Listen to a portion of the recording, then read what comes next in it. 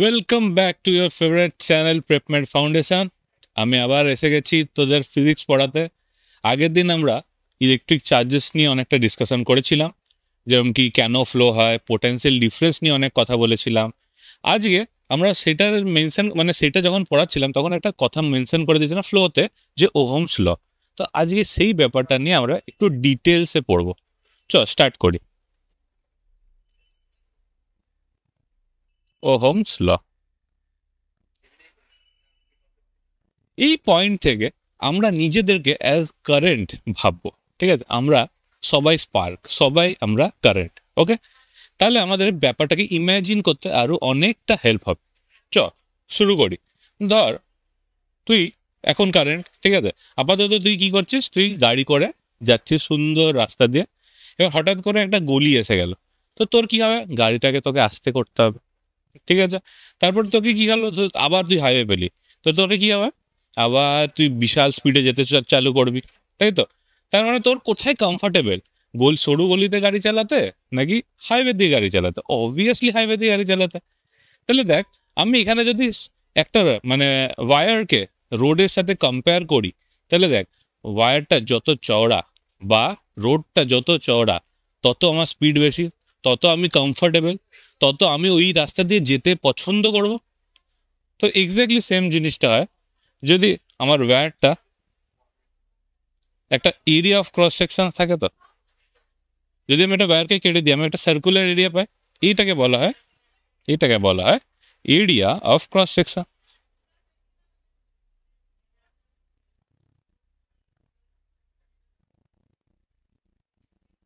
এটাকে বলা হয় এরিয়া অফ ক্রস সেকশন। তাহলে আমি ডাইরেক্টলি বলতে পারি যে current is directly proportional to the area of cross section.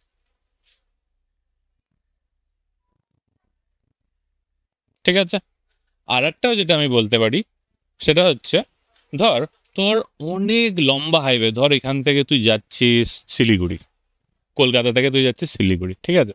তুই ভাববি, দুবার ভাববি, তিনবার ভাববি কি গাড়ি করে যাব না ট্রেনের টিকিট কেটে নিই বা বাসের টিকিট কেটে নিই। নিজে ড্রাইভ করার যে এবিলিটিটা, সেটা তোর একটা কোয়েশ্চেন মার্ক আসতে পারে।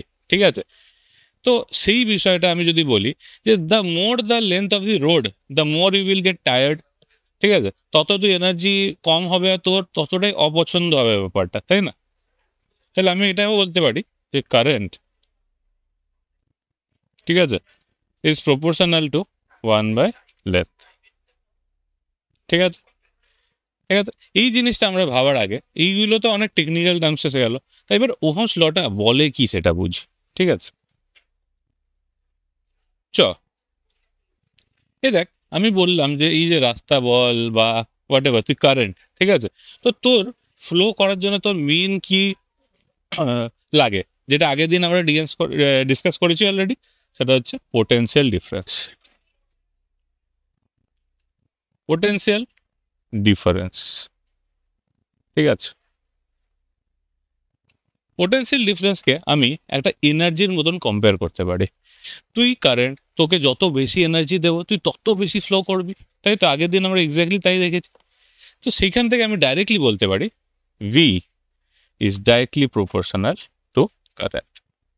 ঠিক আছে, এখান থেকে যদি আমি প্রপোর্শনালিটিটাকে হাঁটিয়ে একটা ইকুয়েশন বানাই, তাহলে আমি পাই হচ্ছে ওহমসের equation, V equal to I into a constant R. ঠিক আছে, এখানে আরটা কি, এখানে আরটা হচ্ছে where R is resistance. R is resistance.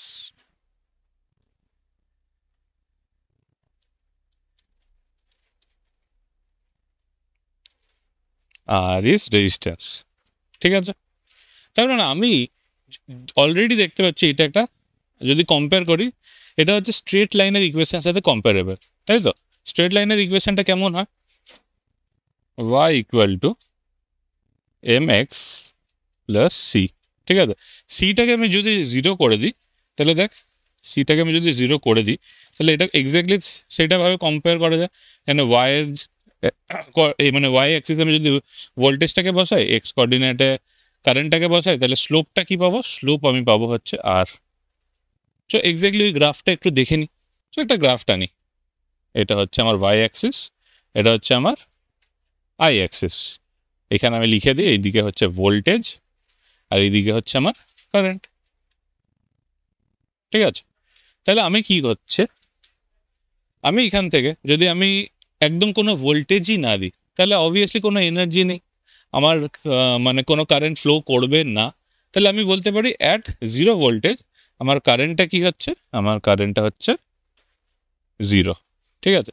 এবার আমি যত পোটেনশিয়াল বাড়াবো কারেন্টটা তত বাড়বে, সেটাই তো আমরা স্ট্রেট লাইনে দেখলাম। তো ধরো ফর এক্সাম্পল একটা পার্টিকুলার মেটেরিয়াল নিলাম, তার জন্য আমি পেলাম এরকম একটা স্ট্রেট লাইন। আর একটা মেটেরিয়াল নিলাম যার জন্য পেলাম এরকম, আর একটা মেটেরিয়াল পেলাম যার জন্য পেলাম এরকম স্ট্রেট লাইন, ঠিক আছে? তা আমি দেখতে পাচ্ছি একটা স্লোপ বেশি, মানে অবভিয়াসলি আমি দেখতে পাচ্ছি এইটা একটা পাহাড়ের মতো যদি আমি তুলনা করি তো এটার স্টিফনেস বেশি, এটার স্টিফনেস তার থেকে কম, এটার আরও কম, ঠিক আছে? তাহলে আমি অলরেডি জানি যে slope is given by Y by X, তাই না? Slope of a straight line is given by Y by X. তো এখানে আমার ওয়াইটা কী হচ্ছে, এখানে ওয়াইটা হচ্ছে আমার ভোল্টেজ আর এক্সটা হচ্ছে আই।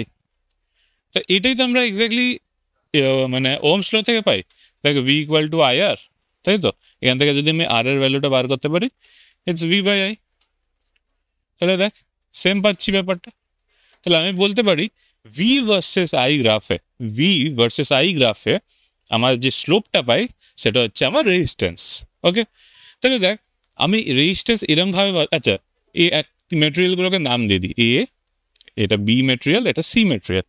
তাহলে এটা আমি স্লোপ দেখে বলতে পারবো এটা স্লোপ বেশি, মানে resistance of A material is much more than B material than C material, ঠিক আছে? তাহলে দেখ রেজিস্ট্যান্স বেশি মানে আমি কম কারেন্ট পাবো, ঠিক আছে? তাহলে আমি এইটাই এক্স্যাক্টলি দেখ, আমি যদি একটা সেম ভোল্টেজ অ্যাপ্লাই করি, ধর ভি নট আমি ভোল্টেজ দিলাম, তাহলে এর জন্য আমি কত পেলাম দেখ, আমি ভি ভোল্টেজটা আমি যদি এরম করে টেনে দিলাম, ঠিক আছে? তাহলে আমি জাস্ট কত পাচ্ছি কারেন্টটা দেখ, দেখ এটা হচ্ছে আমার আই এ, এই পয়েন্টে হচ্ছে আমার আই বি, আর এই পয়েন্টে হচ্ছে আমার আই সি। তো আমরা অবভিয়াসলি এখান থেকে দেখতে পাচ্ছি আই সিটা বেশি বড়, আই বিটা তার থেকে কম, আর আই এটা আরও কম। তার মানে রেজিস্ট্যান্স যত বেশি পাবো আমার আই এর ভ্যালু তত কম আসবে, ঠিক আছে? তাহলে দেখ আমি এই যে এই গ্রাফটা থেকে এরকম বলতে পারি যে এই যে স্লোপ, মানে আমি রেজিস্ট্যান্সকে অ্যাজ আ পাহাড় যেটা আমাকে ক্রস করতে হবে সেটা আমি ইমাজিন করতে পারি তো, ঠিক আছে? তাহলে আমি আগের দিনে পোটেনশিয়াল ডিফারেন্সটা দেখেছিলাম, সেটার ভেতরে আমি রেজিস্ট্যান্সটাকে ইনকর্পোরেট করার চেষ্টা করি, ঠিক আছে? আমরা একটা যখন ব্যাটারি দিলাম তখন আমি বলেছিলাম যে আমরা এরকম ইমাজিন করতে পারি যে একদিকটা উঁচু আর একদিকটা লোয়ার পোটেনশিয়ালে আছে, তাই কি হচ্ছে আমার চার্জেসগুলো ফ্লো করছে।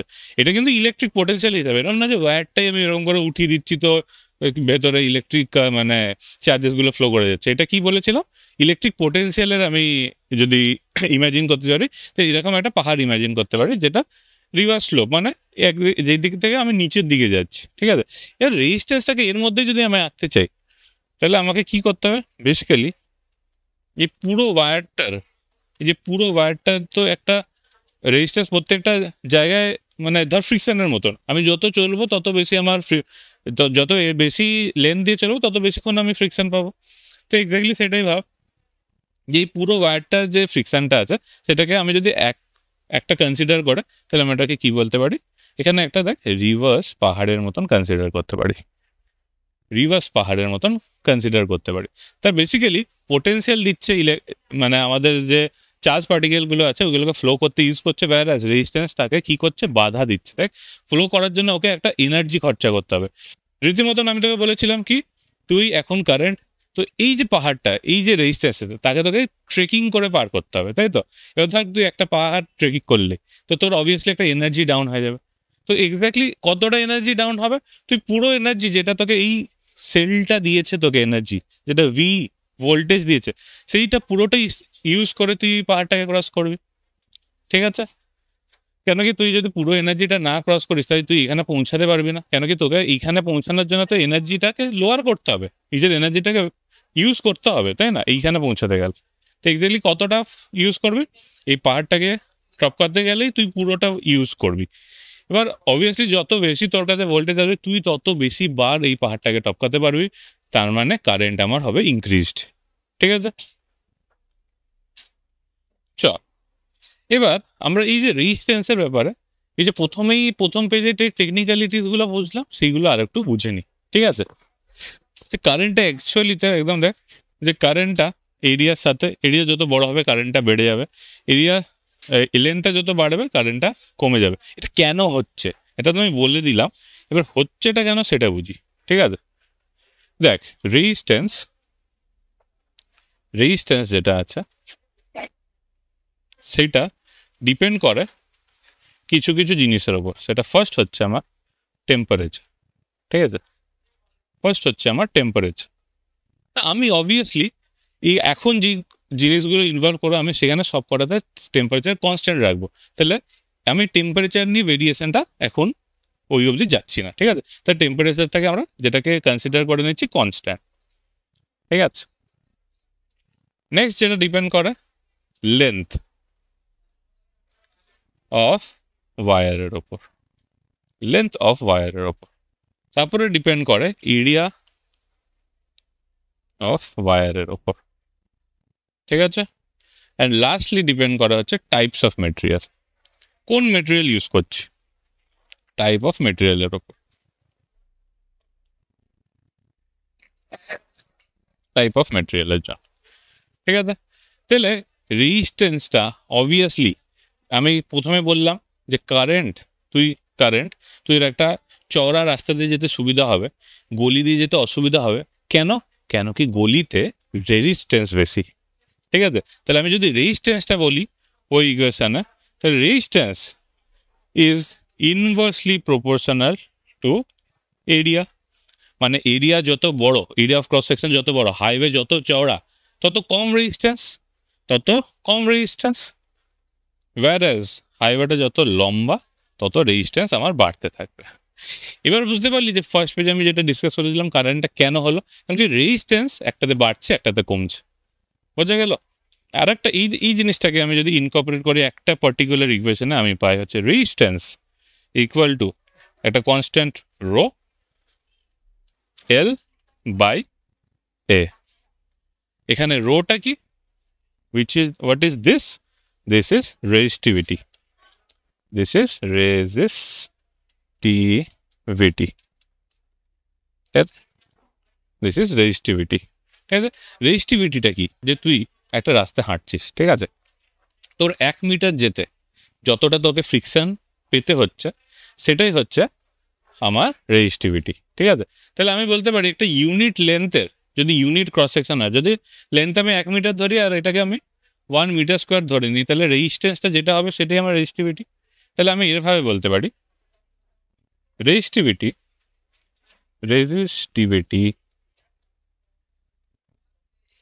is the resistance of a material of unit length and unit cross section.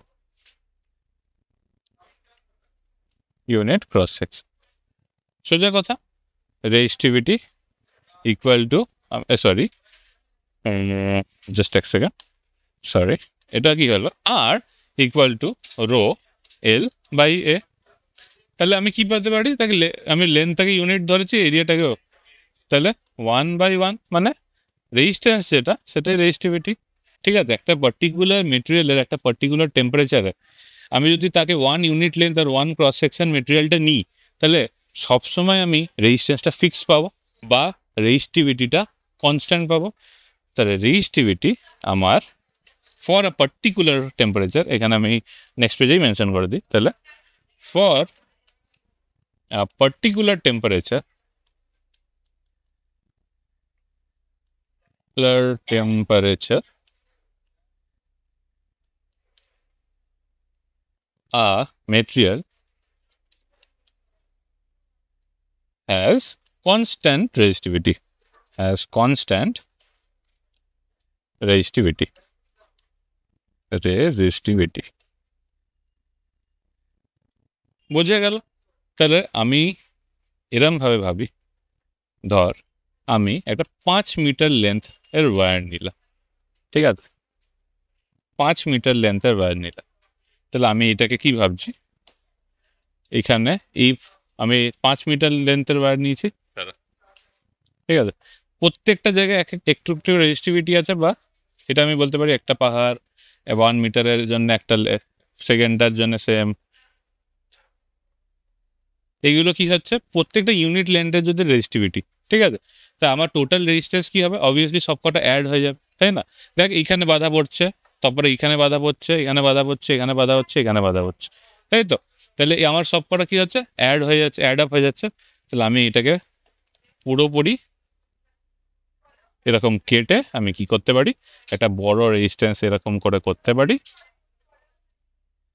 Imagine করতে পারি, তাই তো? তো this is the resistance provided, total resistance provided by the 5 metre wire. বোঝা গেল? ক্লিয়ার কনসেপ্টটা আশা করি। পোটেন্সিয়াল ডিফারেন্সের জন্য আমার এই দিকে একটা স্ল্যান্টিং হচ্ছে, ওয়্যারাস রেজিস্ট্যান্স আমাকে কি করছে, ওই ফ্লোটাকে আটকে দিচ্ছে। ধর এখানে আমি একটা চার্জ পার্টিকেল রাখলাম, স্লে ফ্লো করতে যাচ্ছিল, কিন্তু এখানে বাধা পড়ে যায়। তো কি করবে, অবভিয়াসলি সরি, এখানে একটা ভোল্টেজ দিয়ে দিই। এই ভোল্টেজটার জন্য ও যে এনার্জিটা পেয়েছিল, সেই এনার্জিটা ও খরচা করে এটাকে টপকাবে, নিয়ে তারপরে কন্টিনিউ ফ্লো করে যাবে। ওকে, তাহলে ও পুরো জিনিসটাকে ইউটিলাইজ করবে। আর তো যত বেশি রেজিস্ট্যান্স হবে তত বেশি এনার্জি খরচা হয়ে যাবে। ভাব, তোর কাছে total for example 10 unit energy আছে, আর তোর এইটাকে টপকাতে তোর 1 ইউনিট করে এনার্জি লাগছে। তাহলে তুই কতবারই টপকাতে পারবি, 10 বার টপকাতে পারবি। ব্যাটার এটা যদি 2 ইউনিট রেজিস্ট্যান্স থাকে, তুই 5 বার টপকাতে পারবি, তার তোর ভ্যালুটা কমে যাচ্ছে। আগের বার 10 বার টপকাতে পারছিলিস, এবার 5 বার। তাহলে কারেন্টটা আমার কি হয়ে যাচ্ছে, কমে যাচ্ছে। ওকে, অলরাইট। তো আশা করি তোদের এইটাতে ওহমস লর ব্যাপারটা ক্লিয়ার হলো। নেক্সট দিন আমরা কম্বিনেশনস অফ রেজিস্ট্যান্স নিয়ে আসবো। হোপফুলি তোরা ভিডিওটাকে খুব পছন্দ করবি, আর যদি পছন্দ করে থাকিস কমেন্ট আর লাইক করে দিস। See you, by.